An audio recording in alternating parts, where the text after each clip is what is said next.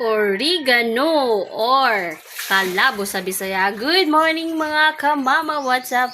Mo nang ipakita na ko ang oregano kay naa siya'y tabang sa pwede na to ibutang sa palibot sa balay. Bitaw, ang panahon magud mga kamama, ulan, init.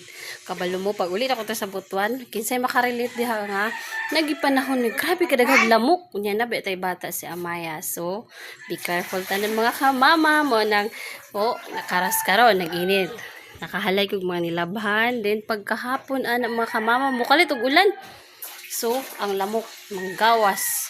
Hindi na maminaw ang lamok sa katol. May gani kay si Manang nag-suggest nga magbutang daw to ko aning mga kalabo sa palibot. Pwede siya ihumol sa tubig kay para ang baho niya malanghap sa lamok. Kay di daw ganahan ang lamok ani.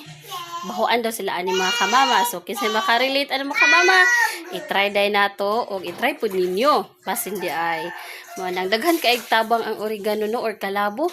Pwede ihaplas, pwede po ihampol sa mga balatian sa lawas, pwede po ipanlaban sa lamok di ay.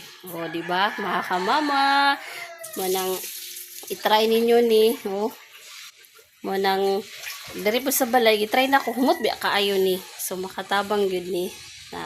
Thank you for watching mga kamama. See you in the next vlog. Bye for now.